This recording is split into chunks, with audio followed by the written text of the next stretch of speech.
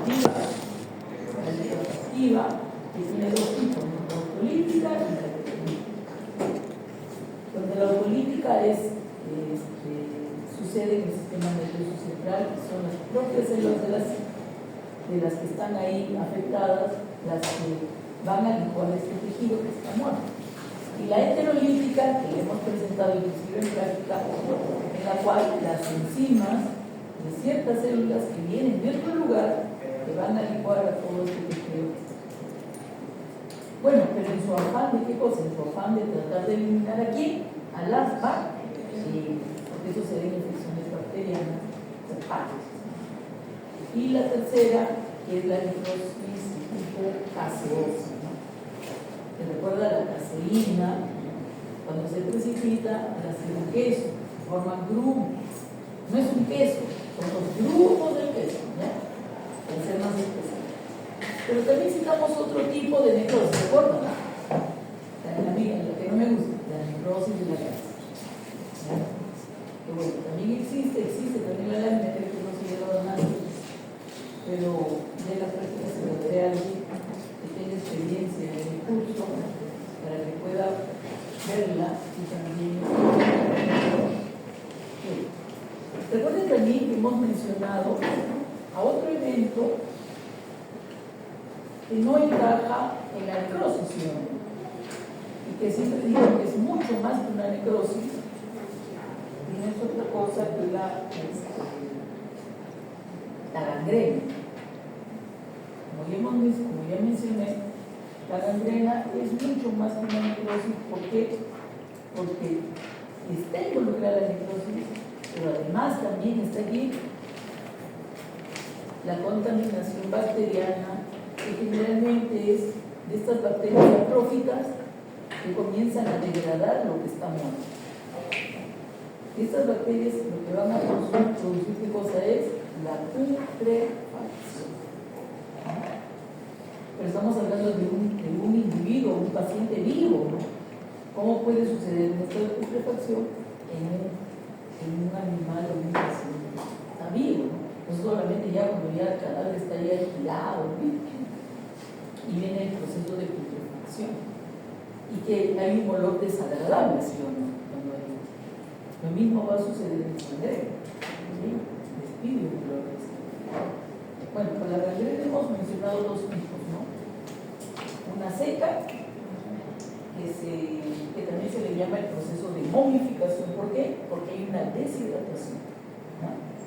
Entonces, la gangrena seca también hay fenómenos de putrefacción, pero lo que es más rápido es la deshidratación. Y ese tejido está muerto, se seca, ¿no? Se reseca y se cae.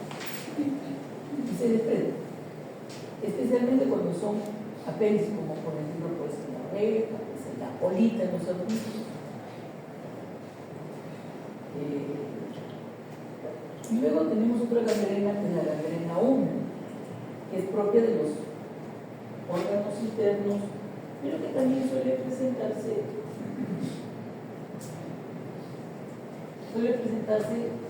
en órganos donde los tejidos son bastante compuestos, ¿no? Por ejemplo, piel, el músculo, el hueso, el tejido adiposo, etc.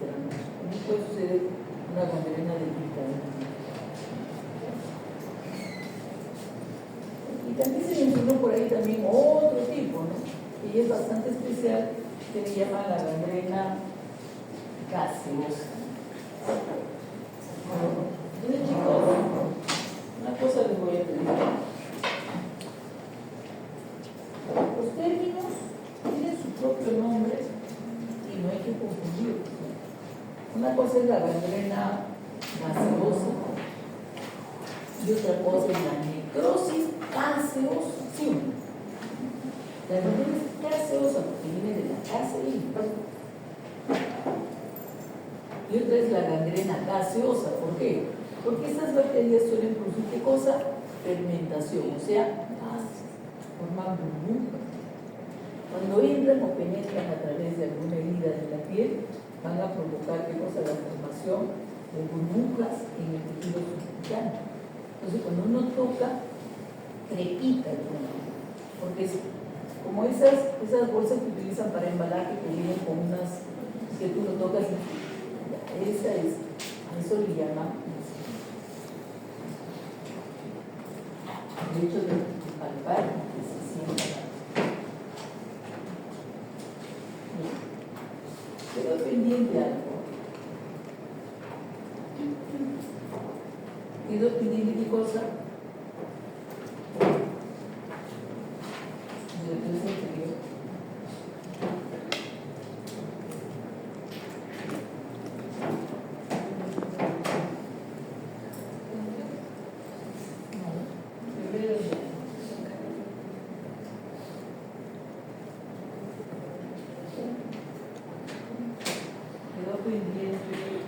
Esto no, porque esto no lo vamos a ver. Los mecanismos bioquímicos de disfuncionalidad. Así que hoy día voy a volver los mensajes con esto. Pero es muy importante, por lo menos, si uno se acuerda del calzado, seguro que se acuerda del componente, ¿no? Entonces vamos a ver eso. Yo lo dejé pendiente, si me acuerdo.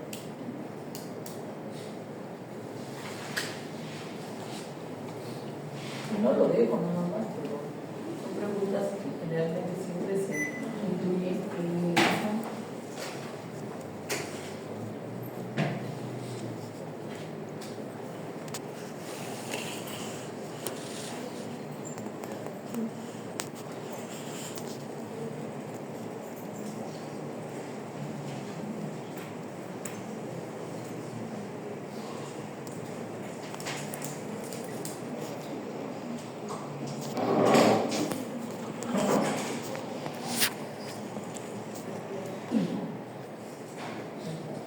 Depresión de ATP, que también es sinónimo de disminución de ATP, el daño mitocondrial, el incremento de calcio citosólico, la acumulación de especies reactivas del oxígeno y los efectos de la permeabilidad del ambiente.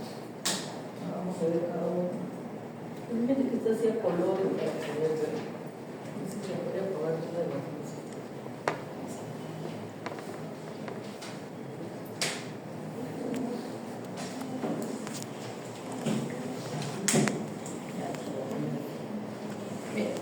Entonces vamos a hablar de la primera.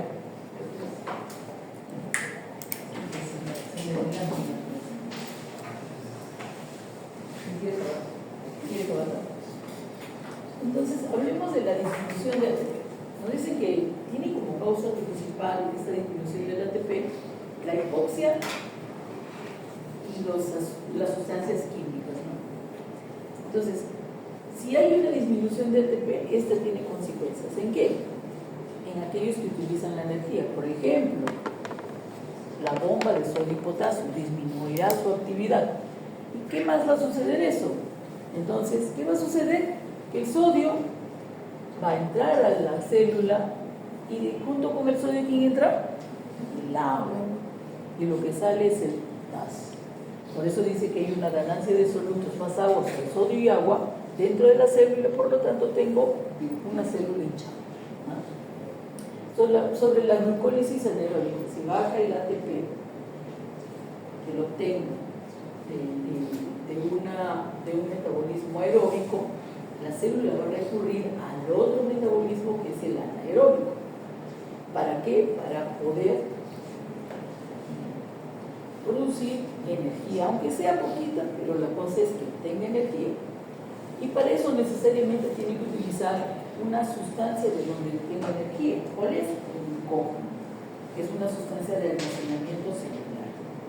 Entonces, va a metabolizar el glucógeno, va a obtener energía poquita, pero va a obtener, pero producto de este metabolismo, lo que se va a producir, ¿qué cosa es? El ácido láctico. ¿Y qué hace el ácido láctico? Acidifica el medio, baja el pH intracelular. Entonces, la disminución o baja de producción de energía va a actuar sobre todas las bombas, ¿no? Y recuerden que todas las bombas, ¿qué es lo que está sucediendo? Es un transporte activo, que consume energía y por lo tanto también la bomba de calcio no va a funcionar y va a dar lugar a que el calcio, se eleve la concentración de calcio sin fósforo. Además también, si esto continúa, si sigue bajando este ATP, entonces también va a tener efectos sobre qué? Sobre el retículo endoplasmático rugoso. Se van a desprender los ribosomas y por lo tanto va a interferir con la síntesis. Eso es la definición o disminución del daño. Cuando hablamos del daño mitocondrial, nos dicen también que este daño mitocondrial, el daño a la mitocondria, ¿no?, es una diana virtual. Quiere decir que cualquier causa que produzca daño a la mitocondria necesariamente me va a producir una lesión. Diana virtual de todos los estímulos. Entonces, el primer punto de ataque viene aquí, la mitocondria. ¿Sí? Que son las generadoras de energía. ¿Qué es lo que va a suceder en las mitocondrias? En términos generales, dice que va a haber formación de canales de alta conductibilidad. ¿Dónde? En la membrana interna. Por eso es que esto se altera. Dice que hay una transición a la permeabilidad mitocondrial de la membrana interna, que es una alteración de la permeabilidad de la membrana interna. Esto que está sucediendo acá es un golpe mortal. No solamente a la mitocondria, sino también aquí a la célula. Y esto es irreversible. Se mueren las mitocondrias, adiós. Pero ojo, también tenemos que considerar algo.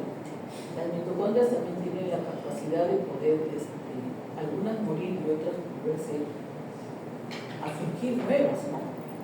Pero si destruyes a todas, ya matas generalmente la raza. ¿Qué es lo que hay en la membrana interna de la mitocondria? ¿Te acuerdas? No te preocupes.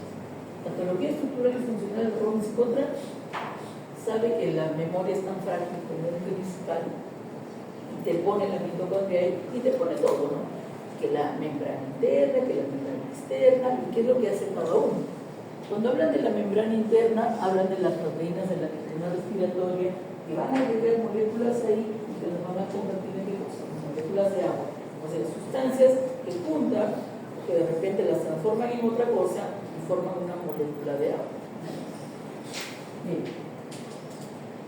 Y además también aquí está el espacio intermembranosa generadora de ATP, ¿no? Generadora de ATP que está. Y también, como puedes ver, aquí una cosa, ¿no? Dice, ¿cuál es el daño que puede haber para que produzca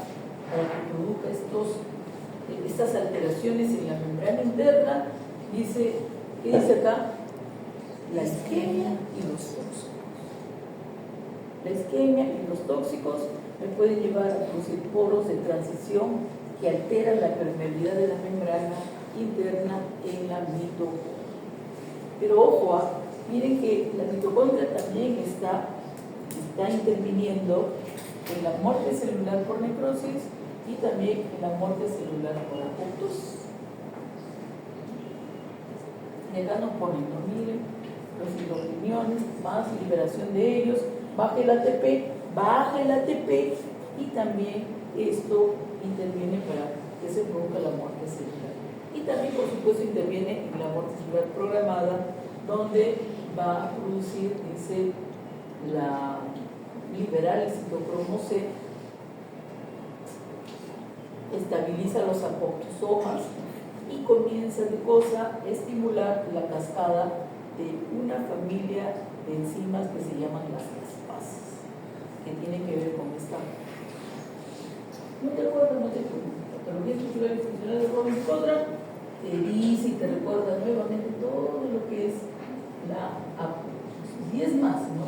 En este libro, siempre les digo, oye, déjame acordar para decirles dónde está la lectura y nadie me hace acordar. En este libro no solamente habla de la apoptosis de tipo fisiológica, como todo el proceso a nivel molecular, pero también mencionan que esta apoptosis se puede exacerbar, o sea, se puede incrementar, porque en casos patológicos, en situaciones patológicas.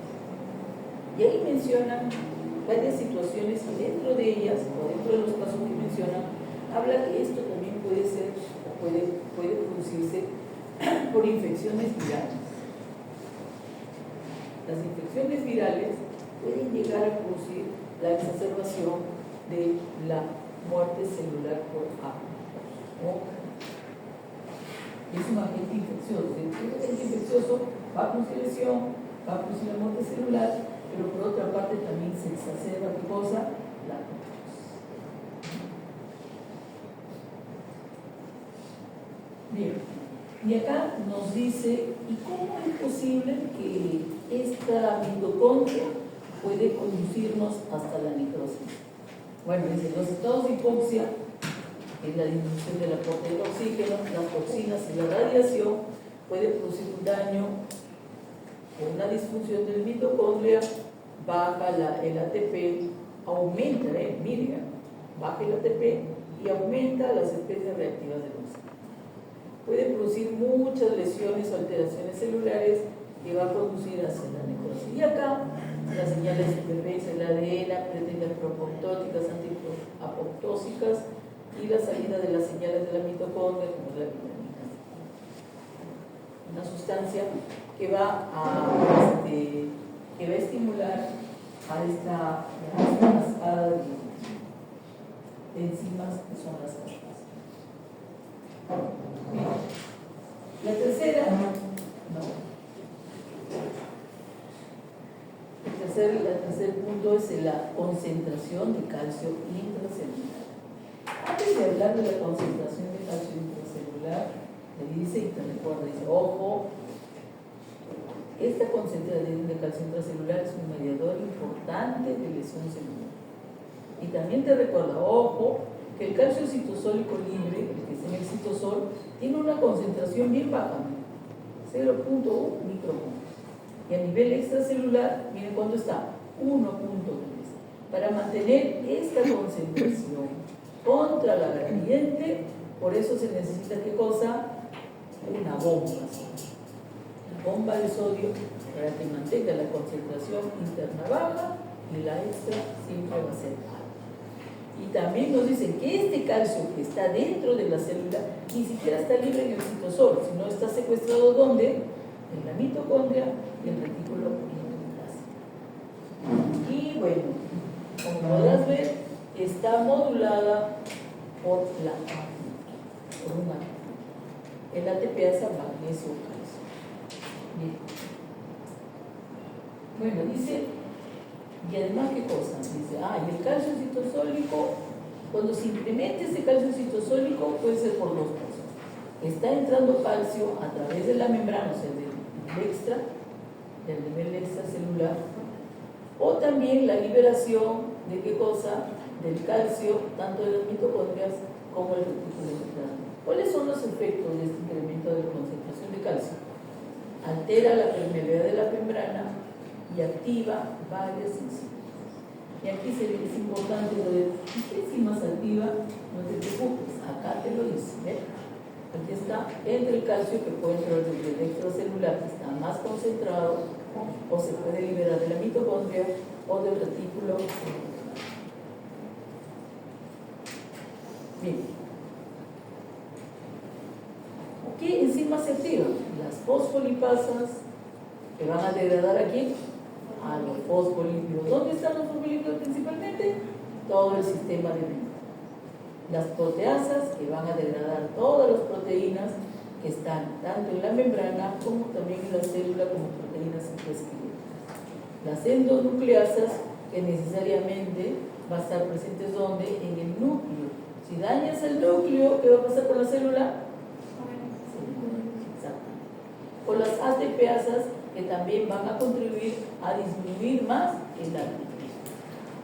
El aumento del calcio citosólico también altera la permeabilidad mitocondrial.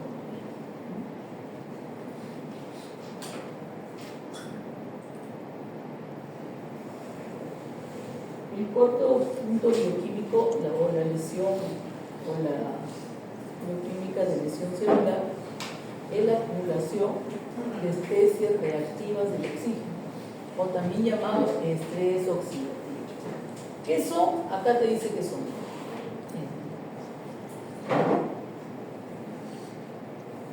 ¿Qué es lo más importante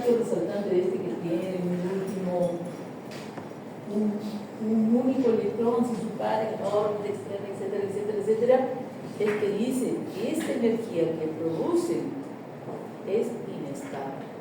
Se libera a través de reacciones. Se libera con moléculas que ¿dónde se encuentran? Que son claves, que se encuentran tanto en la membrana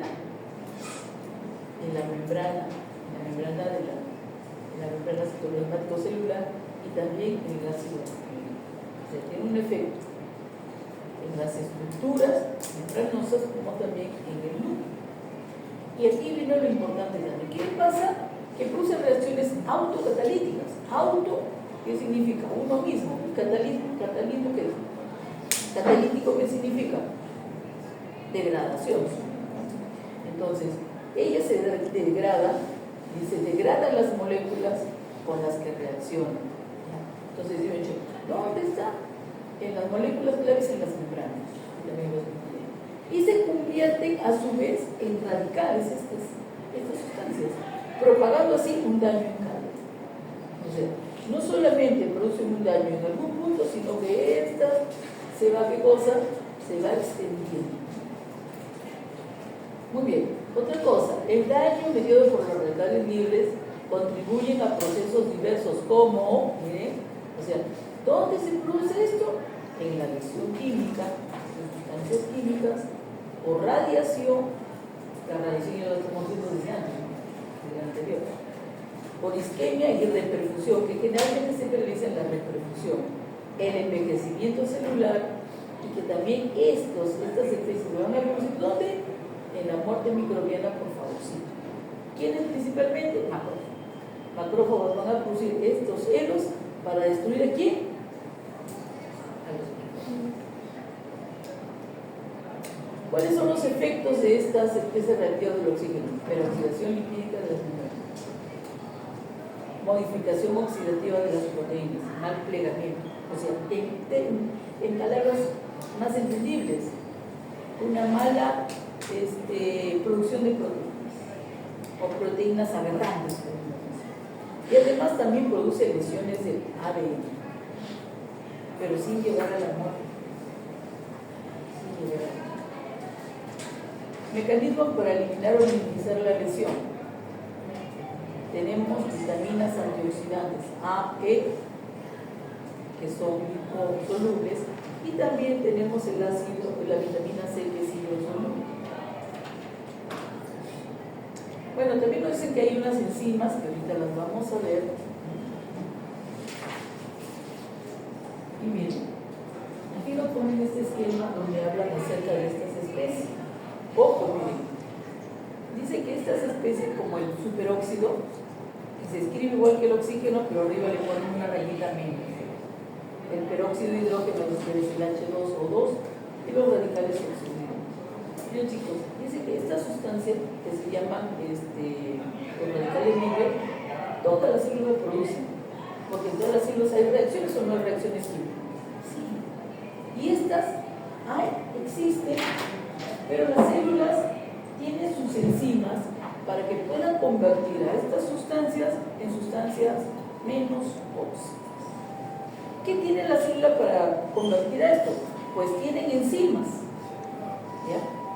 La enzima que convierte este ion superóxido en peróxido de hidrógeno se llama, así se llama, superóxido dismutasa. Así se llama la enzima. ¿En qué lo convierte? En peróxido de hidrógeno. Luego este peróxido de hidrógeno, por acción de la glutatión peroxidasa o la catalasa, convierte este peróxido de hidrógeno en radicales oxígenos. Los radicales oxígenos pueden entrar hasta la cadena respiratoria y convertirlo de repente en una molécula de agua y ahí se acaba. Esto es lo que tiene todas las células para evitar los daños que pueden producir estas especies reactivas.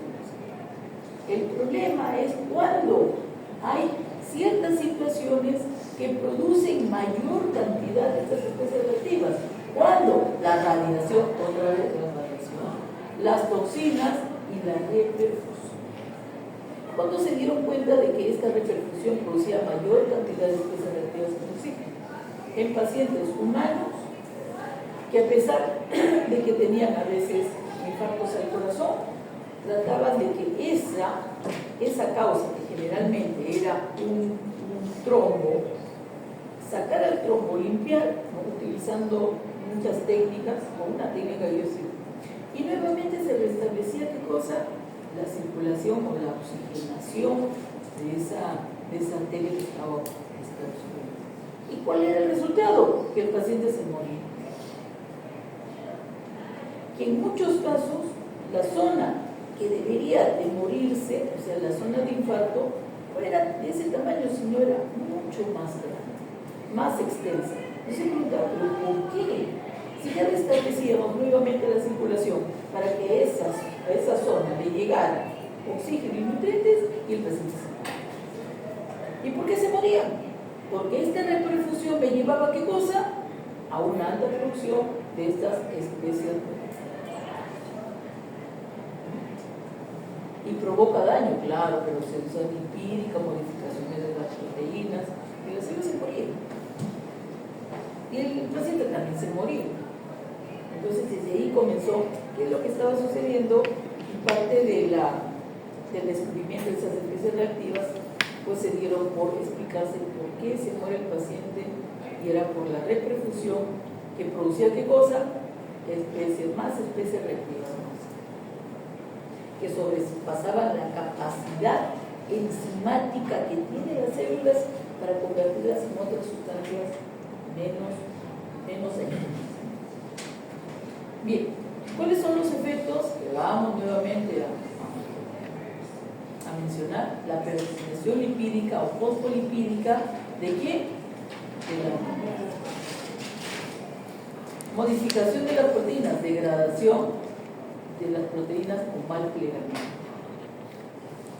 y también un daño del ADN. Pero mire, este daño del ADN generalmente no es un daño rápido, sino a largo plazo, porque produce ¿qué cosa? Mutación. Bueno, ¿y qué hago? Oye, ¿qué voy a hacer si yo voy a tener que exponerme a mayor radiación? No sé, porque trabajo en verano, estoy ahí, ¿no? ¿Qué puedo hacer? No te preocupes, porque además de estas enzimas que tienen las células, y que si sobrepasas eso, hay sustancias antioxidantes. ¿Quiénes son las sustancias antioxidantes? La vitamina A, la vitamina E, que son liposolubles, y la vitamina C, que son sustancias antioxidantes. O vitamina, antioxidantes. ¿Quieres ver que siempre comes?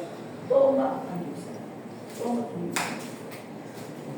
¿Cuántos años tienes? Yo tengo 25.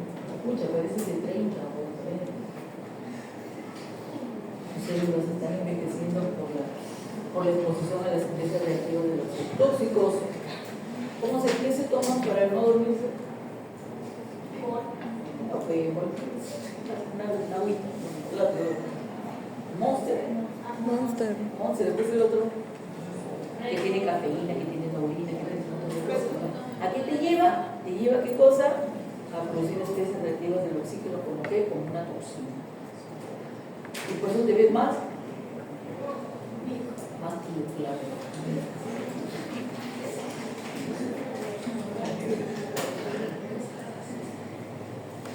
Claro, sí. Entonces, ¿el cuerpo se cansa o no se cansa? El cuerpo necesita reposo, sí. Tus células también necesitan. Muchas de nuestras células y tejidos necesitan un descanso. Pero si tú no le das el descanso y te tomas esas cosas, estás acelerando ¿Qué es lo que hace la peroxidación? ¿Qué es lo que hacen las especies reactivas también? ¿Qué cosa? Aceleran, ¿qué cosa? El envejecimiento celular. Hay enfermedades que son enfermedades crónicas que también aceleran este proceso. El cáncer también, mucho más. El cáncer lleva inclusive a una caquexia cancerosa. Bien, la quinta y última, para terminar, son los efectos de la permeabilidad de la membrana. ¿Cómo me lleva al daño de membrana? Disfunción mitocondrial. Como Está alterada la función de la mitocondria, baja la síntesis de fosfolípidos, afecta a todo el sistema de membrana. Inclusive cuando una membrana pierde ya su integridad, se vuelve ¿qué cosa? Se vuelve permeable a muchas cosas, ¿no? Se altera su permeabilidad, entra el calcio, se eleva la concentración citosólica, además de baja el ATP, hay captación de calcio por la mitocondria que va a activar ¿qué cosa? Las fosfolipasas, y por lo tanto baja la síntesis. Si disminuye los fosfolípidos de la membrana, dice que esto es secundaria porque no hay ¿qué cosa? No hay síntesis de fosfolípidos que son dependientes de ATP. O también baja la síntesis de fosfolípidos nuevos que se necesitan sintetizar y reemplazar. Y la otra son las anormalidades citoesqueléticas. ¿Por qué? Porque dice, hay activación de las proteasas, estas proteasas que van a degradar ¿qué cosa?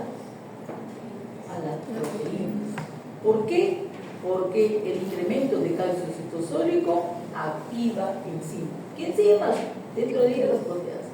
Y por eso se va a producir un daño en el citoesqueleto. ¿Sí?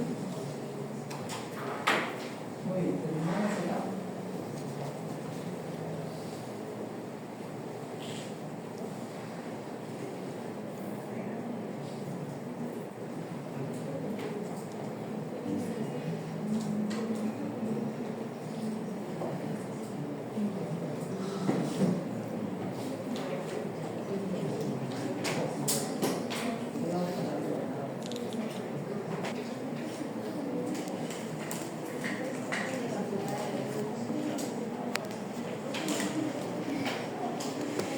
Lean ya.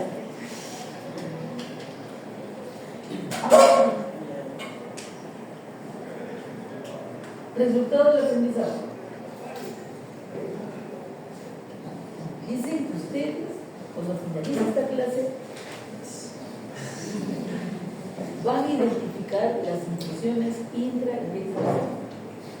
O sea, para mañana ustedes van a estar listos para que puedan al final de la clase. Es decir, ten en cuenta que la memoria está. O sea, terminando la clase de repente te acuerdas, pero para mañana ya. Entonces, se le va a recitar a mañana.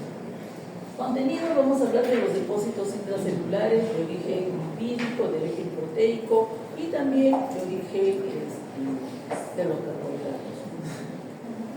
También vamos a hablar de un depósito extracelular, el más importante de todos porque tiene efectos muy, podemos decir, graves. Y luego hablaremos de los pigmentos que pueden ser exógenos, que pueden ser endógenos. Listo.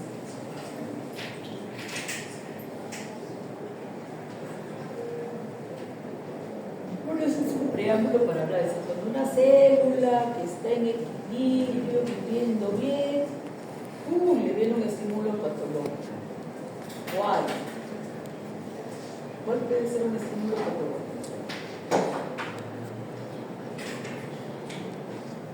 Te tienes que levantar temprano todos los días. Bueno, cualquier estímulo patológico, pero ¿qué es lo qué trata de ser ese estímulo patológico? Hay una mayor demanda de algo, o también puede ser fisiológico. Entonces dice, tiene tres posibilidades de la célula. ¿Cuál? Adaptarse o dañarse. Generalmente es daño, ¿no? Pero este daño puede ser una lesión, puede ser reversible, pero también puede ser irreversible, o también puede ser un daño que no sea letal, que no lleva a la muerte.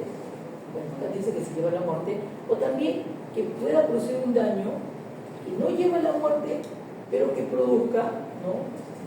Características que pueden ser observadas, que es llevada a la célula por mucho tiempo o también por poco. ¿Sí? Bien. ¿Qué contenidos anormales podemos encontrar dentro de las células? Ya hemos visto dos, ¿sí? La acumulación de líquidos, ¿se acuerda? Que entra el sodio junto con el agua, y la otra también la acumulación de ¿qué? La acumulación de grasas. A ver, ¿En qué órganos se puede producir la esteatosis o degeneración grasa? ¿En todos los órganos? ¿O solamente en algunos órganos? En algunos. Y esos algunos equivalen principalmente a tres. ¿Quién es?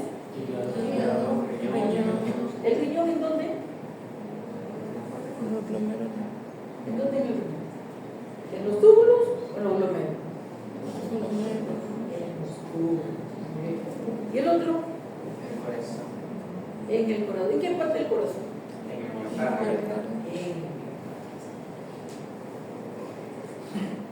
Bien.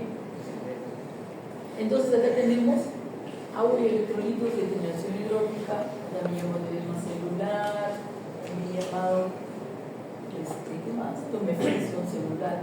Se pueden acumular lípidos como los triglicéridos o carbohidratos como el glucógeno que ya vamos a ver, o proteínas, ¿no? En varias situaciones. O también puede ser que se acumulen pigmentos. ¿Qué son los pigmentos? Sustancias con coloración roja, pero que la célula es incapaz de poderla, ¿qué cosa? Degradar, y ahí se queda. No puede metabolizar, se queda. Nosotros podemos ver. Bueno, el origen de esos contenidos puede ser del propio del metabolismo celular, puede venir del espacio extracelular o puede venir por el ambiente. El ambiente. Bien, de origen lipídico. Fuente de ácidos grasos puede ser la dieta, puede ser la movilización de ácidos grasos del tejido adiposo, y ahí, que desde eso va a provocar también una nueva síntesis a partir de la ácido. Estas dos últimas están asociadas generalmente a enfermedades de tipo metabólico, como por ejemplo la diabetes. ¿Cuántos tipos de acumulación de lípido vamos a ver? Bueno, para la primera, que son los triglicéridos que se pueden acumular en el hígado, en el corazón y en los riñones, se denomina esteatosis, acumulación grasa, degeneración grasa, etc. Las causas para esta degeneración grasa, que no igual hasta la hidrópica, la anemia. Yo no pondría anemia seca. Yo tengo una anemia bien marcada, por no ponerse intoxicaciones con disminución de los ácidos grasos, tóxicos, drogas, disminución de la síntesis proteica, aumento de la movilización y síntesis de ácido graso. Yo pondría acá desequilibrio nutricional, ¿no? Más calórica que proteica, con dietas ricas en grasas, la inanición y también el exceso sería la obesidad. Nos ponen una foto, donde te ponen una foto de un órgano, ¿no? Característico de una degeneración. O sea, miren, ¿qué color tiene?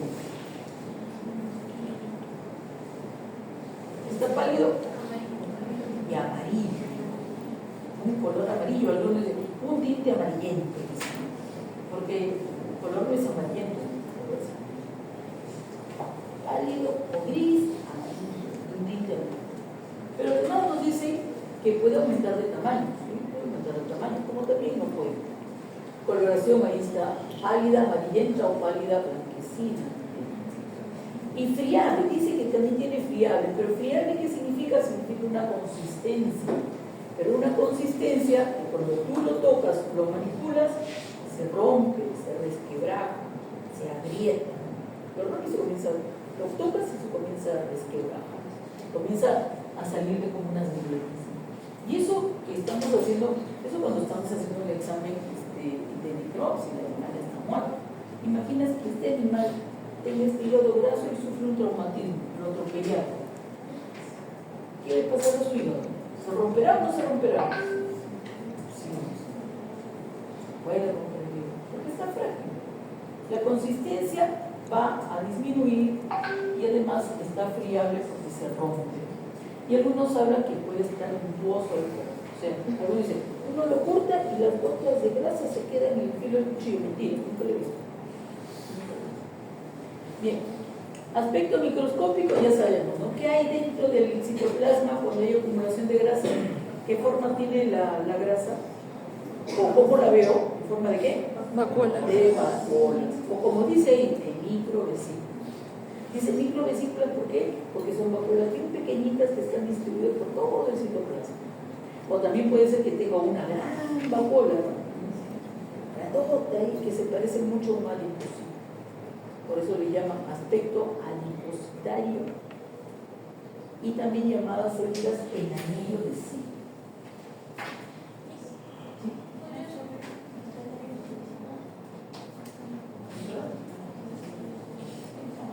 No trae chompa. Un chompa lo dejé en la boca. Por frío.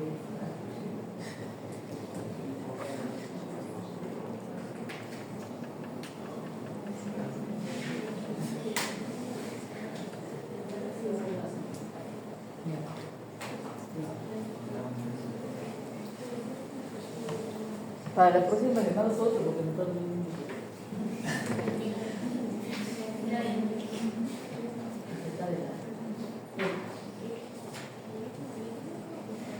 Ahora vamos a hablar de otra sustancia que también pertenece al grupo de los lípidos, que se llama la lipofuncina o la lipofuncina, como quieran. Son lípidos intralisosomales, o sea, dentro del lisosoma, pero que están formados por la peroxidación y polimerización también de los ácidos grasos insaturados, etc. No produce ninguna lesión, pero este pigmento se llama el pigmento del desgaste o también llamado del envejecimiento. ¿Me quiere decir que este pigmento es propio de quién? De los animales que están en edad avanzada, que algunos dicen los gerontes, ¿no? En el humano también sucede esto. Bueno, ¿cómo es? Dice que es un pigmento finamente granular de un color amarillo, marrón, que ¿dónde se encuentra? Alrededor del núcleo, o sea, perinuclear, alrededor o en la periferia del núcleo, que es lo mismo. Ya, no me va a decir, ay, que es intracitoplasmático. ¿Qué te pasa? Estamos hablando de acumulaciones intracelulares o por intracitoplasmático. Ya. Bueno, dice que también, además, esta lipofuncina está en procesos de envejecimiento principalmente, en senescencia celular. ¿Saben lo que es la senescencia celular? ¿No? Lean ya. Es una lectura que dice, ¿dónde lo vas a encontrar? Que tiene que ver mucho con la cantidad de replicaciones que tiene una célula en la vida, ¿no? en su trayecto. Va a llegar un momento en que ya la replicación ya no se va hasta ahí nomás. Y esto tiene que ver mucho con los telómeros. Una célula, conforme se va replicando, el telómero se va reduciendo, y una vez que ese telómero ya no hay, la célula ya no puede más replicarse. Hasta ahí nomás. Bueno, más o menos, en resumen, puede ser así. ¿Dónde se observa esto? ¿Dónde puede observar la lipofuncina? Se observa principalmente en el hígado, en las neuronas y en el miocardio. En el hígado, los hepatocitos, las neuronas y en el miocardio. De pacientes que están, ¿qué? Viejitos, ancianos, progerónicos, o con una desnutrición grave. Como puede suceder también en enfermedades crónicas de larga data, también puedes encontrarlo. O también en la caquencia cancerosa.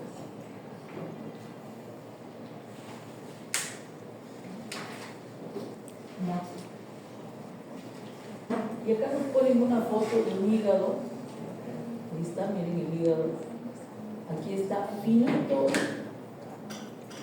¿no? Un pigmento granular fino de un color marrón dorado que está cercano al núcleo. Alrededor del núcleo, cercano al núcleo, ¿no? Cercano al núcleo. Esos son los cordones hepáticos, estos espacios de glóbulos rojos son los capilares sinusoides, y este pigmento que está acá, mira, lo ves en todo, ¿no? Esto también lo puedes ver, donde yo lo he visto en el miocardio del perro viejo. Ustedes han visto hipertrofia, muchos de esos corazones son corazones de perros de viejitos. Me voy a dar otra vez a ver si encuentran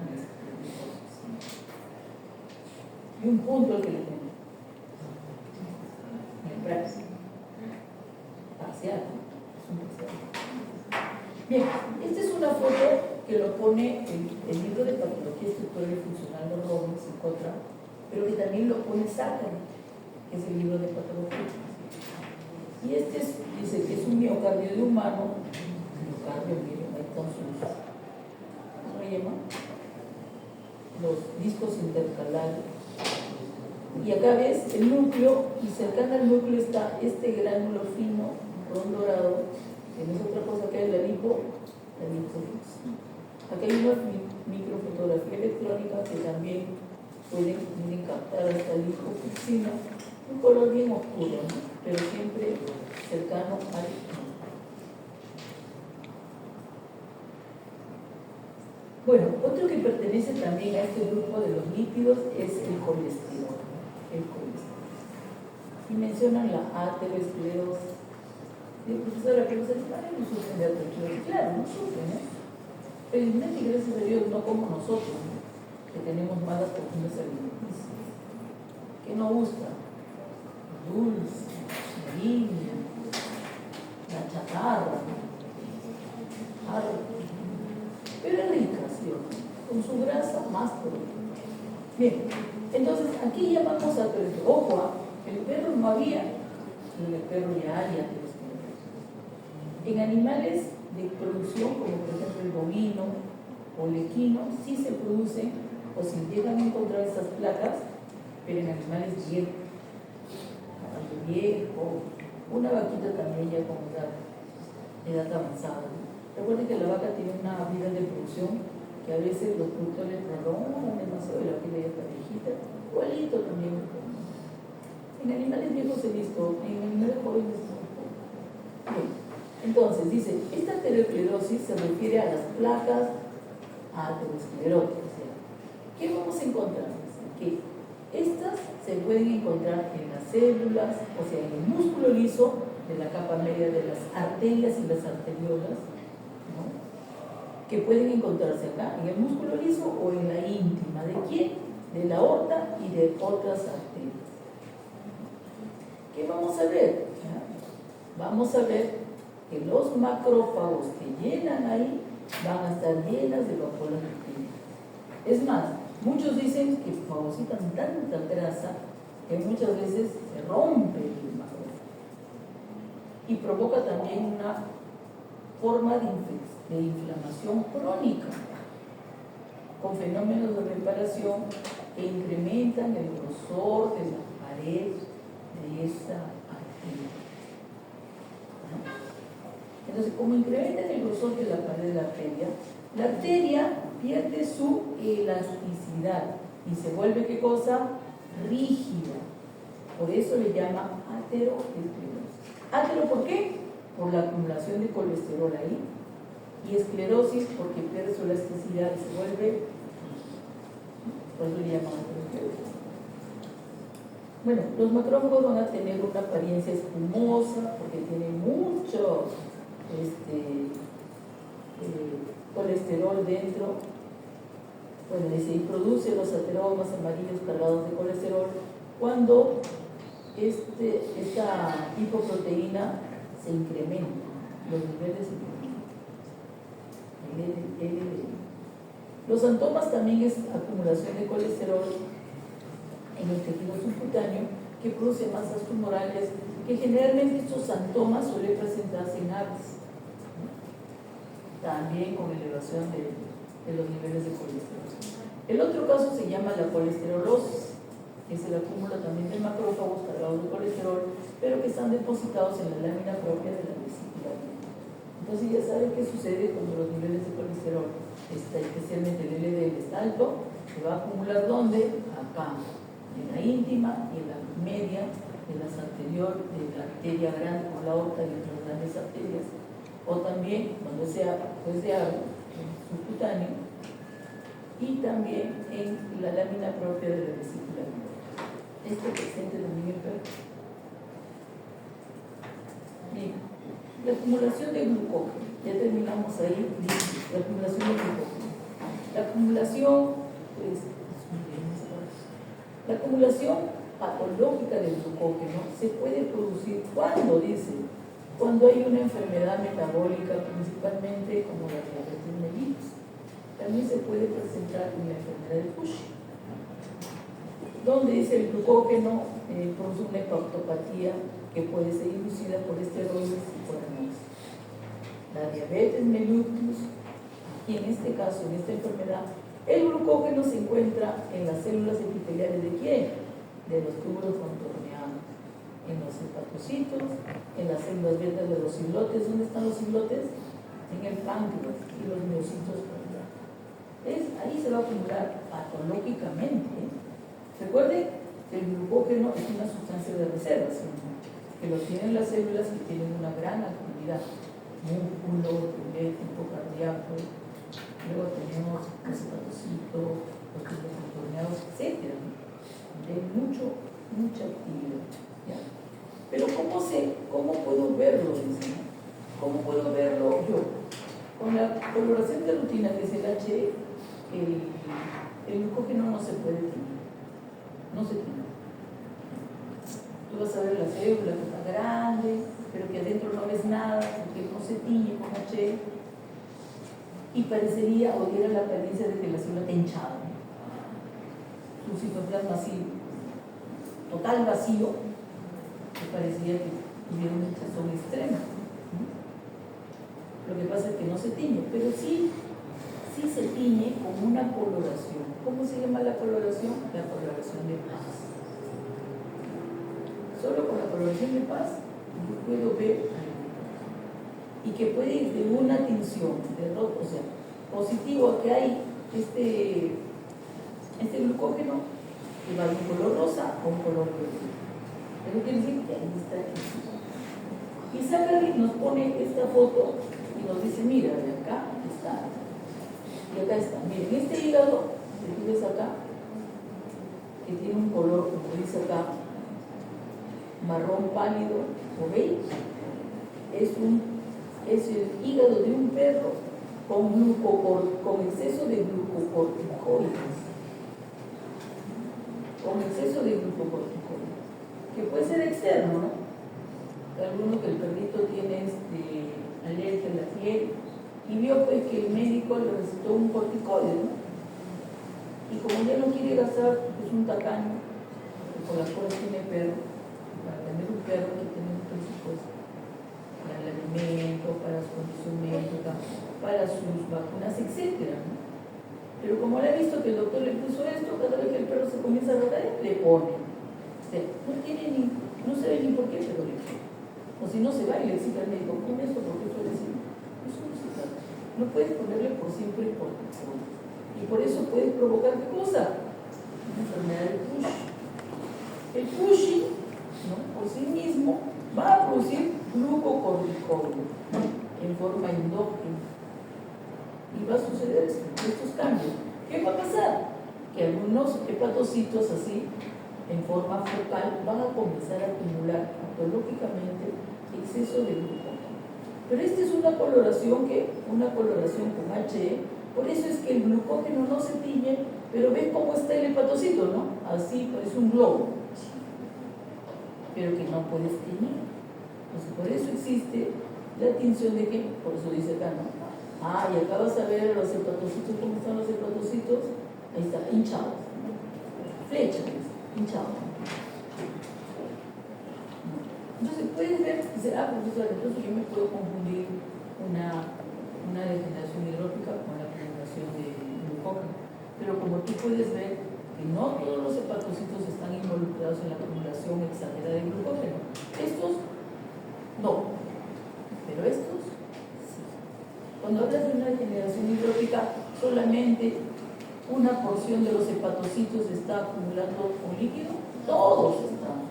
Unos en mayor y otros en menor grado, ¿sí? Bien. Y acá creo que quieren distinguir la coloración de paz, que yo realmente no la veo, pero creo que son esos gránulos rosados que ves acá. Eso es el glucógeno. Yo supongo que no. Bien, la acumulación de proteínas. Para la acumulación de proteínas vamos a citar 3 casos. ¿Cómo se llama? Las gotas de hialino. Gotas de hialino. ¿Qué significa el término hialino? Hialino significa acidófilo y homogéneo. O sea, rosado y homogéneo. Yo voy a tener unas gotitas rosadas y homogéneas. ¿Dónde? ¿Dónde voy a tener esto? En el epitelio de los túbulos. ¿De quién? Del riñón. ¿Por qué? Porque para que esto suceda, para que haya las gotas hialinas en las células que forman el epitelio tubular o que tapizan el epitelio tubular, ¿no? Esto va a suceder cuando ¿qué? Cuando haya ¿qué? ¿Qué significa proteinuria? Eliminación de proteínas por la. ¿Qué hacen estos túbulos, no? Este epitelio tubular. El epitelio tubular, ante tanta pérdida, lo que quiere hacer, ¿qué cosa? Es recobrar esas proteínas que se están perdiendo. Y por eso lo recobra a través de endocitosis en forma de gotas. Formaciones pequeñas en el citoplasma. Es una ¿qué?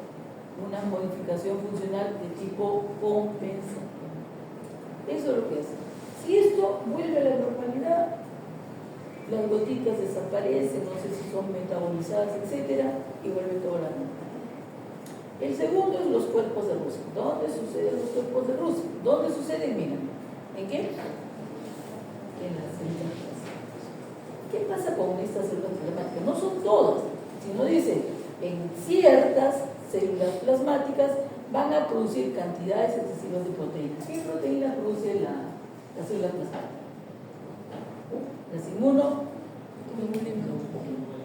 Entonces, en estas células plasmáticas dicen que el retículo endoplásmico se va a distendir y se va a crecer, produciendo grandes inclusiones homogéneas que eosinofilas. O sea, todo lo que contiene proteínas siempre se va a teñir de rosado o eosinófilo. ¿Sí? Entonces, aquellas células plasmáticas que producen esas grandes cantidades de proteínas, voy a encontrar los cuerpos de Russell, que son inclusiones homogéneas eosinofílicas dentro de células plasmáticas. El tercero son llamados los cuerpos de inclusión. Mira, estos cuerpos de inclusión son inducidos ¿por qué? Por infecciones virales. Ciertas infecciones virales, no todas.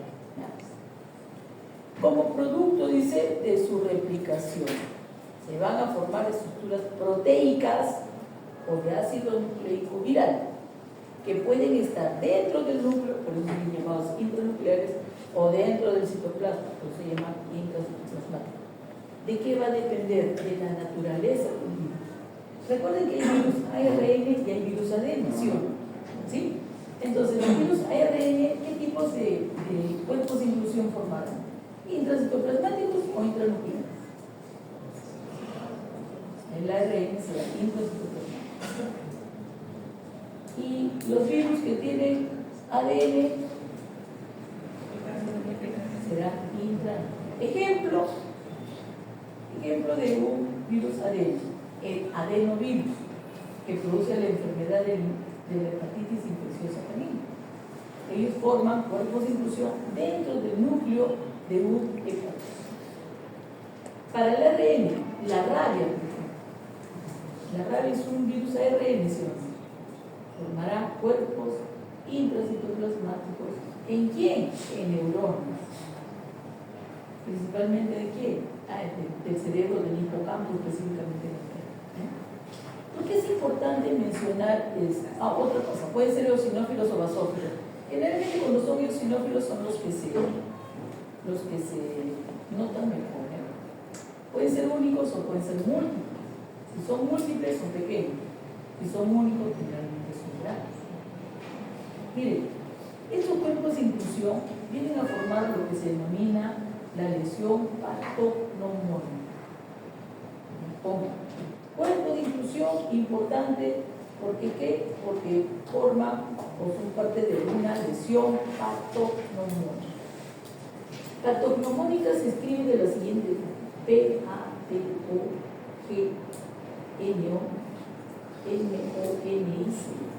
Claro, Pato, no, y luego sí, Mónica, listo, se acabó. Pato, P-A-T-O, Pato. No, y luego Mónica. Vamos a escribir Mónica, ya. Vamos a decir que la ya. Entonces, ¿por qué es importante mencionar la lesión patognomónica? Una lesión patognomónica es capaz, y lo hace, de darte el diagnóstico de la enfermedad.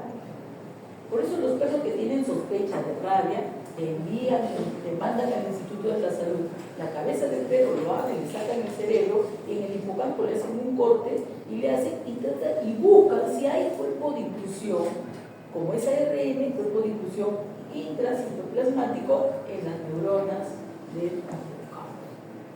Y si hay, entonces dice, ese perro ha tenido ¿qué? Va a comerse todo lo que ha tenido por favor.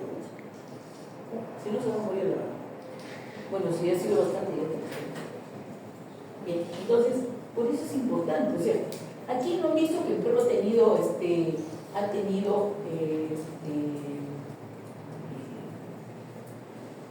manifestaciones clínicas nerviosas.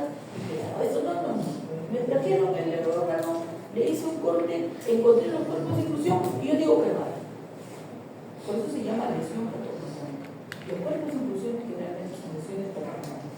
Si yo sé de qué especie se trata y yo veo cuerpos de inclusión, yo te puedo dar el diagnóstico de eso. Por ejemplo, los cuerpos de inclusión intranucleares en el hígado de un perro, los hepatocitos, en el núcleo de los hepatocitos de un perro, si yo le encuentro y digo, este perro se murió por hepatitis infecciosa canina, o este perro se murió por hepatitis infecciosa canina. ¿Sí? Eso es lo que dice. Eso es lo que hace un cuerpo de inclusión, porque es que cosa una lesión patognomónica. Por sí misma te da el diagnóstico. Bien, ahora vienen las fotos, las imágenes de las gotitas que hay. Miren, ahí está el epitelio ocular, miren las gotitas, ¿sí? Entonces, todo lo que se tiñe siempre de rosado, generalmente, ¿por qué? Porque es proteína, tratan de recuperar. Necesariamente, acá, ¿qué cosa es lo que hay? Un estado de proteinuria, ¿sí? Están eliminando. Cuando se elimina la proteína por la orina, ¿quién está fallando? ¿Los túbulos o los glomérulos? ¿Quién filtra la sangre? ¿Los túbulos o los glomérulos? ¿Quién está fallando? Los túbulos. Por alguna razón, los glomérulos están afectados y están eliminando la proteína, están dejando pasar la proteína por la orina, ¿sí o no? Miren. ¿Y los túbulos qué hacen? Buena gente, están tratando de recuperar eso. No lo harán en gran cantidad, pero hacen todo lo posible. Bueno, y esta es una foto que dicen que es de la glía, no sé qué es del sistema nervioso, pero acá miren, este es el núcleo, ojo, este es el núcleo, acá está su nucleolo, creo que no sé si la célula de la glía es esta, acá hay otro núcleo, toda la célula es esto, y dentro del núcleo ves ese cuerpo que parece un rombo, ¿no?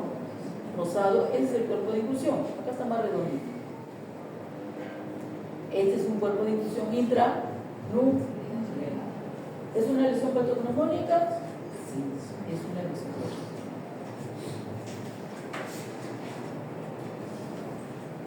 O lo que sucede acá para el diagnóstico de la rabia, ¿no? Ahí están, miren, las neuronas piramidales y ahí, ¡bum!, su cuerpo de inclusión. Inclusive este cuerpo, acá también tiene uno, este cuerpo de inclusión tiene nombre, ¿no? Dice el corpúsculo de Negri. ¿De acuerdo? Ah, ya, qué bien. Qué gusto. Entonces, con esto, yo veo esto y digo, es de perro sin mujer. Estoy dando un diagnóstico solamente viendo esta lesión. A mí nadie me está contando que no hace nada. Me dice, esta muestra es el cerebro del perro. Le encuentro el cuerpo de inclusión de la neurona, este perro tiene nada. ¿Entendido?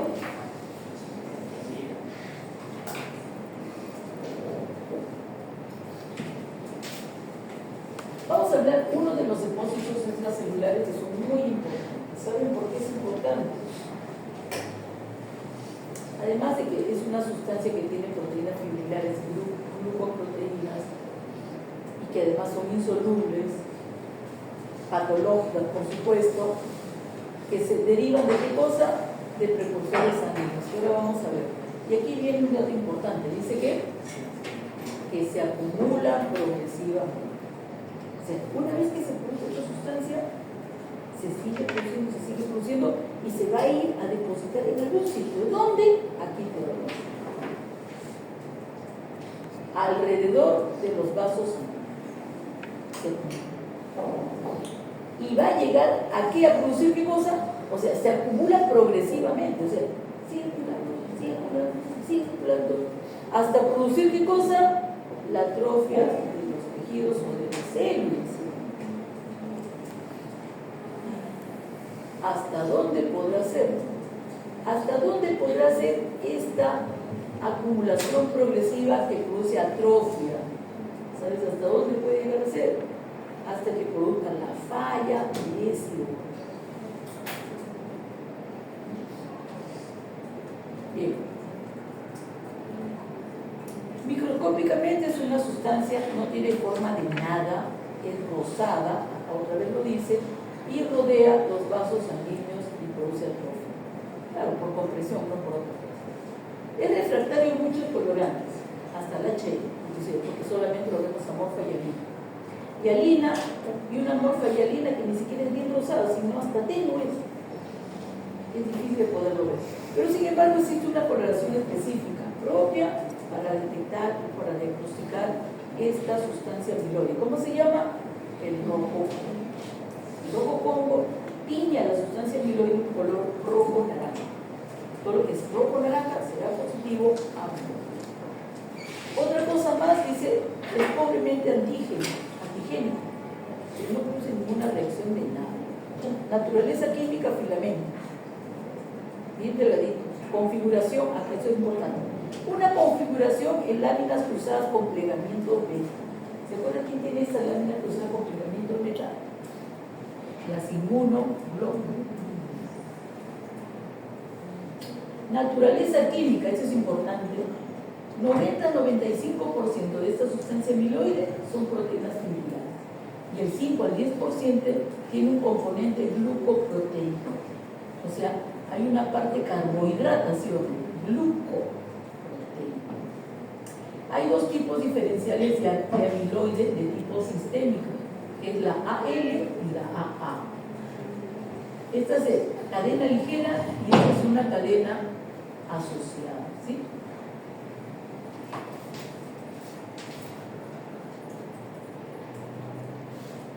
Ahí está.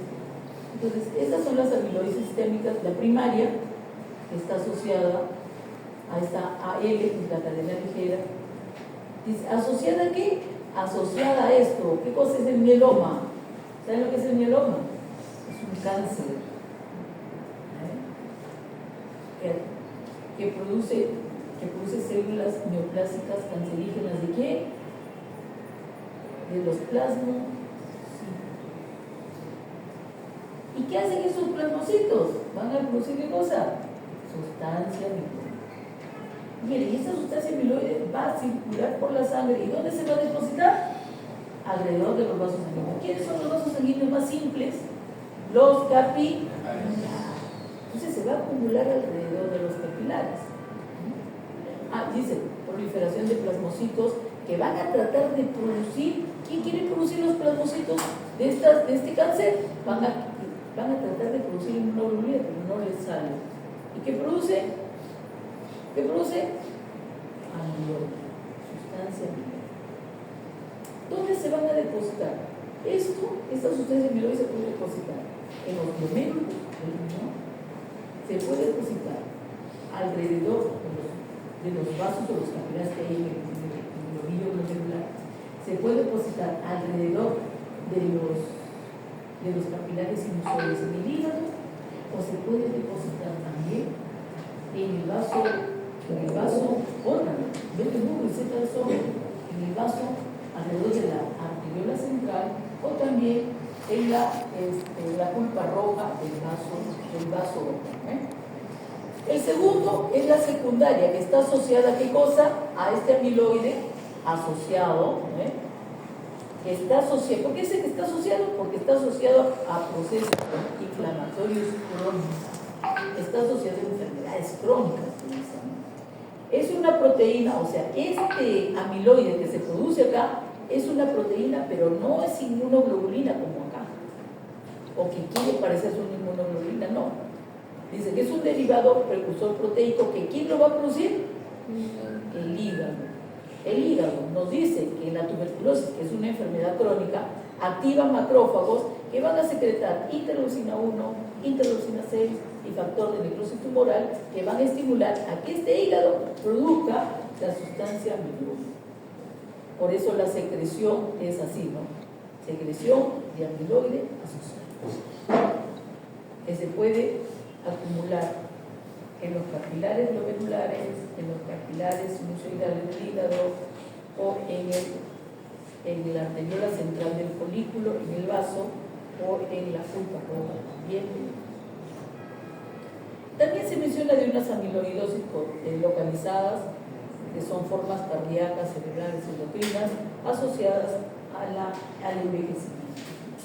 Y nos ponen esta, miren, todo este rosado aquí amorfo que no tiene forma de nada, pero que está acumulándose, es el amiloide. Pero existe una coloración específica que se llama el rojo Congo, que todo lo que está teñido de rojo naranja, ¿qué cosa es? Sustancia amiloide. Y ojo, miren, acá el ovillo glomerular, ¿tú ves el ovillo glomerular acá? ¿Ves el ovillo? No, pues ya te jodes el ovillo y se está, ¿qué es lo que está sucediendo? Está acumulándose y va comprimiendo y atrofiando y desapareciendo al ovillo glomerular. Esto no sucede en algunos, sucede en todos los glomérulos. Que puede ser en ambos glomérulos, en ambos riñones, o puede ser en uno de ellos. ¿Y qué pasa? Un riñón sin glomérulo, ¿servirá o no servirá? Para nada. Entonces nos puede llevar hasta una falla renal. El individuo, el paciente, tendrá que, si no tiene los riñones funcionales, tendrá que dializarse, porque no hay otra forma.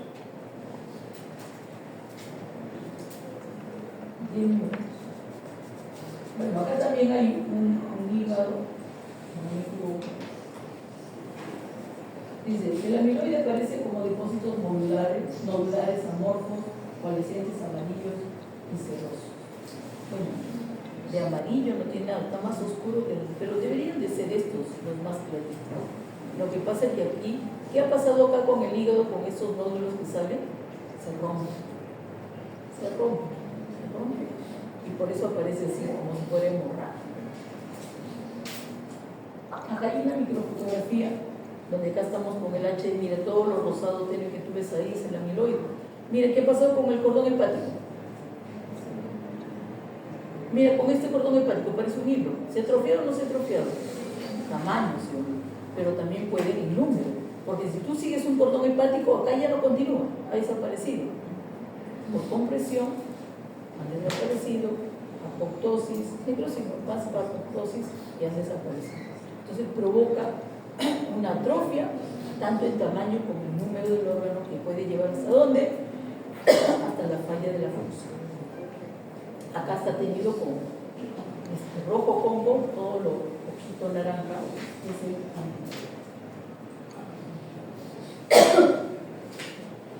Los pigmentos solamente los voy a mencionar, porque ya nos vamos. Los exógenos, vamos a hablar acerca del carbón.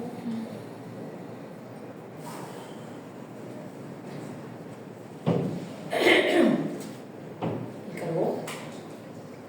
Los otros no. Bueno, esto ya es intoxicación. Esto no sucede en los animales. Los tatuajes ya han dejado de ser los animales, que lo van haciendo los humanos, cualquier cantidad. Y los carotenoides, que son sustancias que tienen propio color y que vienen en muchos alimentos vegetales, puede ser verduras, frutas también. Dentro de los endógenos, vamos a mencionar así rápidamente la melanina, y en los somatógenos vamos a hablar de la hemosiderina y hablar de la condición patológica de la acumulación de bilirrubina. La lipofuscina, se acuerdan que ya lo mencioné. Esta es la melanosis, que es la migración errática de los melanocitos en los melanóforos, que van a producir estas zonas de pigmentación como si fueran manchas, pero que no provocan ninguna alteración en la función de los ojos, ¿sí? Bueno, y eso de origen hematógeno ya lo vemos, ya les hablaré en la práctica, me tomaré unos cuantos minutitos con el permiso de ustedes, y ya nos vamos por el video.